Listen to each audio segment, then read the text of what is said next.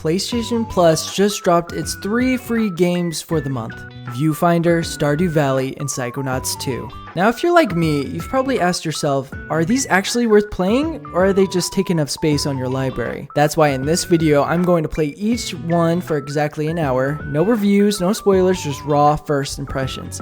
Then I'll rank them from worst to best, so you know which game to boot up and which one you might want to skip. That being said, let's get to the reviews and first impressions. So I am placing Psychonauts 2 in third place for this month's pick. Before I get into that, let me just tell you more about Psychonauts. Psychonauts 2 is a single-player third-person platform adventure game with strong action and exploration elements. Story was interesting. It's a mix between Inception and SpongeBob Spy Movie, if that makes any sense. You start as a character named Raz that works for this Inception-like company called the Psychonauts. All the Psychonauts have cool psychic powers that they use to help you in your quest. You start out your first mission literally just like Inception. You start out trying to get information from a bad guy and tricking him into telling you who he works for in his dream, which is such a cool concept. I had fun with that. The bad guy finds out that we're trying to get information out of him, sets a trap for us, and now we gotta escape from his mind. Overall, without spoiling too much of the story is interesting, the characters are funny, and the antagonist is intriguing and unique, and the story, honestly, has got me curious.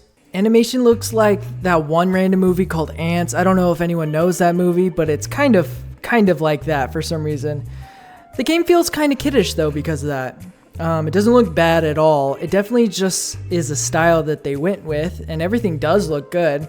But I just feel like I'm watching Nickelodeon, so that was interesting to kind of get used to. Where the animation is a little weird and kind of falters for me, the game design and combat is amazing. The set pieces feel really intricate and handcrafted that made me really impressed with all the work they put into it. Gameplay is fun. You have several psychic abilities such as fire shooting, floating, levitating up stuff, and then throwing it. You can look through people's eyes and perspectives to solve puzzles. The abilities are cool too because you can switch through them to help with different enemy types and different puzzles. I could see combat maybe getting a little repetitive in this game, but they also had puzzles and chase scenes that were really fun and switched up the gameplay enough to make me want to keep playing. You can also upgrade your character and his abilities, which I thought was really cool feature. I love that you can progress in the game, and there's also really cool side objectives that you can do in the game too. It's not super linear, it is a little linear, but pretty cool. So my overall thoughts is I'm definitely intrigued with this game. It looked like just a weird kids game and I wasn't really sure about it, but genuinely it has some substance to it that makes it fun and addicting. The combat, the set pieces.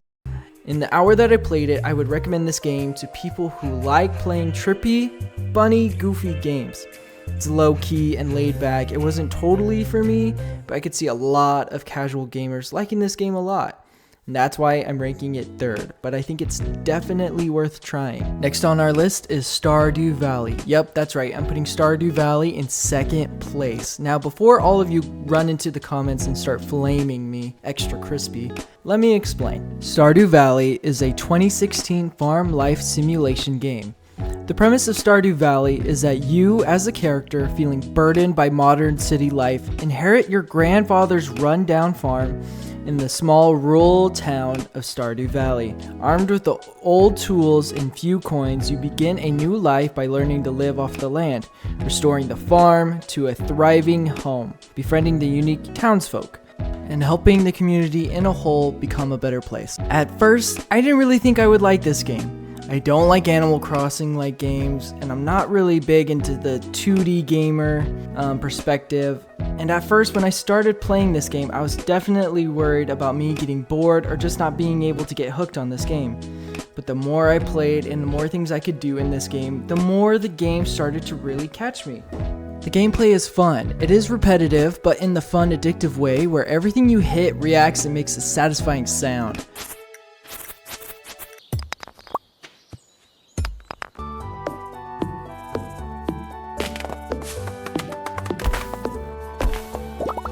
Fishing that I did was really well crafted too. It felt like a push and pull fight just to get one fish, which felt realistic and satisfying and had really cool mechanics. I wasn't able to see a lot more gameplay mechanics, but just cleaning the area, hoeing the ground, and planting seeds and watering them and watching them grow more and more was addictive and rewarding, so I'm sure everything else in the game feels the same way as well. That's not it either. The game design is amazing too. The game is very cute and cozy feeling. You would think pixels means lower quality, but the quality still shines through those pixels. The world is beautiful and feels lived in, with 30 characters you can meet in the beginning and stores that open and close at certain times, and people going fishing and closing their stores some days and not others. That was really impressive, and don't even get me started on the music, which was amazing. The music is banger. I like this music.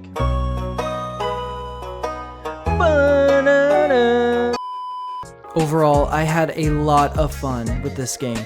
The story has a great message of slowing down and enjoying the beauty around you. And that maybe money isn't everything. In a gaming industry of busy, crazy, difficult games that make you want to rip your own hair out, Stardew Valley is an escape from the tired gaming fans that just want to have fun, relaxing evenings after working.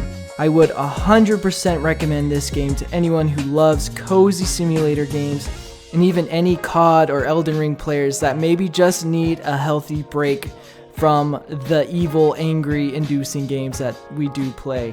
I think I'm putting this in second, but it's such a close second that I really want to put it in first, but I think barely just doesn't beat the next game, but it really lived up to the hype because it was truly fun and I was impressed.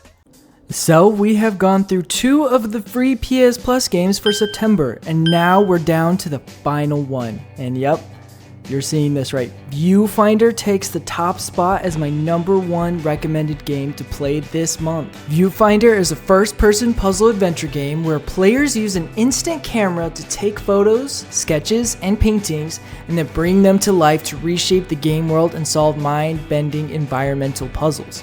In Viewfinder, you play as a character exploring a futuristic simulated world created by climate scientists to find a solution to an impending ecological disaster. So pretty much the whole game you're trying to look for a tree to try to save the world, which is pretty sick because you're looking through all this old technology stuff. Before I dive into my first impressions, I have to share that I am a huge fan of Polaroid photography. I got into it about 3 years ago, and since then I've fallen in love with capturing moments on film. So when I first heard about Viewfinder, a game that literally revolves around photography, perspective, and visual creativity, I was instantly hyped, and let me tell you, it did not disappoint. Because from the moment I solved my first puzzle, I was absolutely hooked. Viewfinder is visually beautiful. There's no HUD or traditional UI cluttering the screen, which makes the world feel so much more immersive, which is insanely cool. And every level is full of little details that just pull you in just a little bit more. And the animation style gave me serious Firewatch vibes, that same soft, atmospheric look that makes you want to keep exploring the beautiful world that these game designers have created. The gameplay is just as impressive. The puzzles are trippy, clever, and super addictive, but they're not overwhelmingly difficult.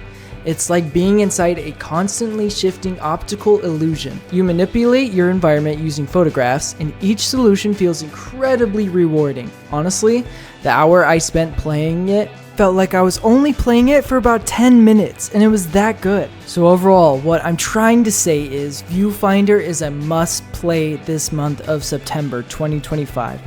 If you're looking for something fresh, creative, and just flat-out fun, this is the game for you. Whether you're into photography like me or just love puzzle games that challenge your perception. So please, don't take my word for it, just play it. It is amazing, it's fun, it's addicting, and it's relaxing. It's all the things you want in a game, so please check it out. Well everyone, here it is. This is the lineup of this month of what I think you should play. Honestly, this was a great month for games. I think a lot of great picks. So I hope you enjoyed this video. This video took me about 3 days to film, edit, and all sorts of nonsense. So please like and subscribe. Tell me in the comments if I missed, if I hit dead on, if you love my ranking, if you hate my ranking, please tell me in the comments. Let's blow this video up so I can keep doing this every month for you guys. If this video gets like 50 likes and I hear a lot of comments wanting a full review on each game, I will do that as well. So yeah, blow this up! I love you guys, and I'll see you guys on the next Horizon. Bye-bye.